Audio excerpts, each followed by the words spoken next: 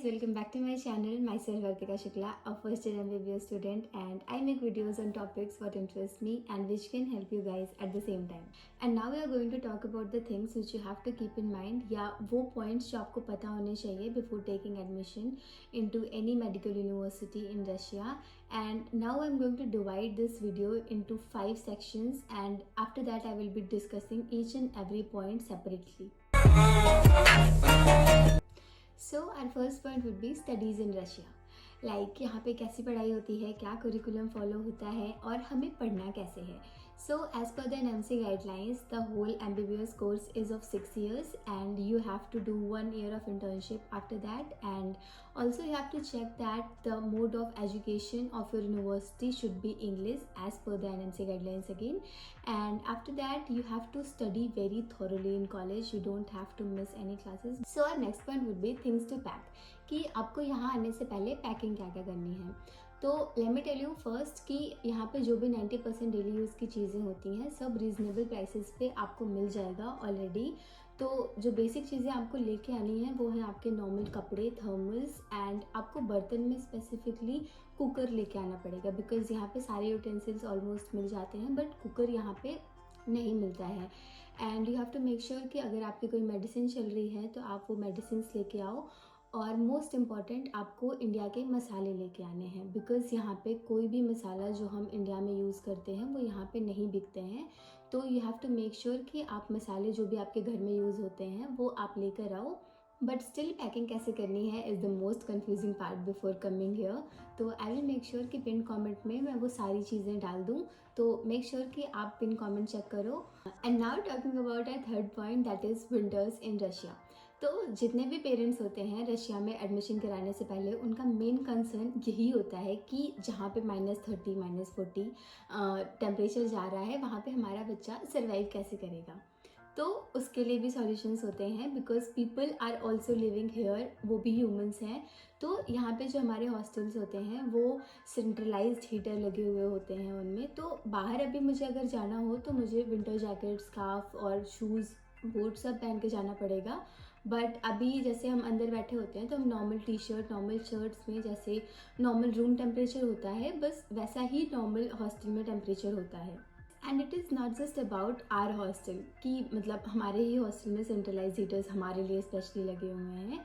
यहाँ पे जितनी भी बिल्डिंग्स होती हैं, even our college, supermarkets है, ट्रैम जिस पे हम ट्रैवल करते हैं, सब में सेंट्रलाइज हीटर्स होते हैं. और जो भी ये ठंडी वाली बातें हैं ये बाहर के इन्वायरमेंट के लिए है, जहाँ पे हमें ज़्यादा देर तक रहना ही नहीं है. बिकॉज हम हॉस्टल से निकले, हमने ट्रैम पे रहे, ट्रैम पे नॉर्मल रूम टेम्परेचर है, ट्रैम से उतर के हम यूनिवर्सिटी गए एंड यूनिवर्सिटी में अगेन रूम टेम्परेचर है. तो इट इज़ नॉट कि हमें बाहर के इन्वायरमेंट में बहुत देर तक रहना ही है. और इवन इफ रहना है तो हम उस अकॉर्डिंग कपड़े पहनते हैं, यहाँ पे कपड़े खरीदते हैं कि हम सर्वाइव कर सकें.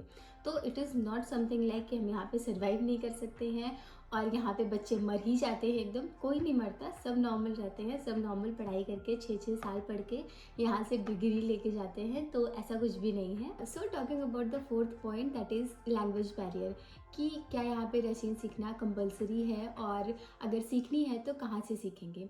तो फर्स्ट ऑफ ऑल यहाँ पे रशियन सिखाने के लिए हमारे प्रोफेसर्स होते हैं और फर्स्ट ईयर में हमारा रशियन सब्जेक्ट भी होता है जिसकी हमारी रेगुलर क्लासेस लगती हैं, जहाँ पे हमें रशियन सिखाई जाती है कि कैसे बोलना है, कैसे लिखना है. और अगर आपने सीखी है तो आपके लिए बहुत अच्छा है, बिकॉज़ आप अगर यूनिवर्सिटी में हो, कॉलेज में हो, तो वहाँ पे तो आप प्रोफेसर से, स्टूडेंट से इंग्लिश में इंटरेक्ट कर सकते हो. बट इट्स नॉट लाइक कि आप किसी जगह पे 5-6 साल रहोगे तो वहाँ के नेटिव लोगों से, कॉमन लोगों से आप बात ही नहीं करोगे. कभी ना कभी तो आपको इंटरेक्ट करना पड़ेगा. तो इन दैट केस अगर आपने रशियन सीखी है तो आपके लिए सर्वाइव करना बहुत आसान हो जाएगा. एंड ऑल्सो रशियन सीखने का एक बड़ा फ़ायदा ये भी है कि आपको वो इंटर्नशिप में बहुत हेल्प करेगी, बिकॉज जब भी आपकी इंटर्नशिप स्टार्ट होगी तो पेशेंट्स रशिया के ही होंगे, तो they will talk in their native language. तो आपको रशियन अगर आती रहेगी तो आप पेशेंट से ज़्यादा अच्छे से इंटरेक्ट कर पाओगे, उनके प्रॉब्लम सुन पाओगे, हिस्ट्री लिख पाओगे. तो इन दैट केस आपको रशियन अपनी बहुत स्मूथ करनी होगी सेकेंड या थर्ड ईयर तक आते आते, बिकॉज तभी से हमारी क्लिनिकल रोटेशंस प्रॉपर स्टार्ट होती हैं. And now talking about a last point, that is hostel life in Russia. तो काफ़ी बच्चों को लगता है कि हम यहाँ पे आके काफ़ी ज़्यादा आइसोलेट हो जाते हैं, हम यहाँ पे डिप्रेस्ड हो जाते हैं, अकेले पड़ जाते हैं, तो ऐसा बिल्कुल नहीं होता। हमारा जो हॉस्टल होता है वो इंडियन स्टूडेंट्स का ही होता है। तो जितने स्टूडेंट्स हमारे हॉस्टल में, जितनी भी गर्ल्स होती हैं या बॉयज़ हॉस्टल में जितने भी बॉयज़ होते हैं, तो वो सारे इंडियंस ही होते हैं। तो साथ रहते रहते हमारी काफ़ी मतलब 1 हफ्ते में या काफ़ी कम टाइम में ही बहुत अच्छी बॉन्डिंग हो जाती है। तो जितने भी फेस्टिवल्स आते हैं, किसी का भी बर्थडे आता है, हम साथ में बहुत अच्छे से सेलिब्रेट करते हैं। हम बाहर भी घूमने जाते हैं, वाटर पार्क्स वगैरह भी सब जाते हैं। तो ऐसा कुछ भी नहीं है कि हम यहाँ पे डिप्रेस्ड या अकेले हैं। And now talking about the hostel facilities, तो हॉस्टल में हमें रहने खाने की हर चीज़ की फैसिलिटी प्रोवाइड होती है। सेंट्रलाइज्ड हीटर होते हैं, 24/7 वाटर सप्लाई भी होता है। एंड ऑल्सो हॉस्टल यहाँ पे हमें काफ़ी मैच्योर और एडल्टहुड वाली फीलिंग देता है, बिकॉज हमें हमारी लॉन्ड्री, अपने एक्सपेंसेस, अपने खाने की चीज़ें और अपनी हेल्थ, अपनी पढ़ाई सब खुद मैनेज करना होता है। यहाँ पे हमारे पेरेंट्स नहीं होते कि हमारी मम्मी हमारा ये काम करके दे दें, पापा से हम ये काम करवा लें। तो ऐसा कुछ नहीं है, आपको खुद प्रिपेयर होकर आना पड़ेगा कि आपको चीज़ें खुद मैनेज करनी है। स्टिल नो डाउट कि आपको सीनियर्स या आपके टीचर्स या कोई भी आपको हेल्प ज़रूर कर देंगे जहाँ भी आपको प्रॉब्लम होगी, but at the end of the day आपको चीज़ें खुद ही मैनेज करनी होगी। तो मेक श्योर कि आप थोड़ी चीज़ें अपने आप से करना इंडिया से ही सीख के आओ, तो that will be very helpful for you. So these are the things which I wanted to share for now, and if you want any other queries or any other topics to be discussed on this channel, make sure you comment down that issue or that query. I will make a part 2 of this video. And now that's it for today. See you in the next video. Thank you for watching. Bye bye.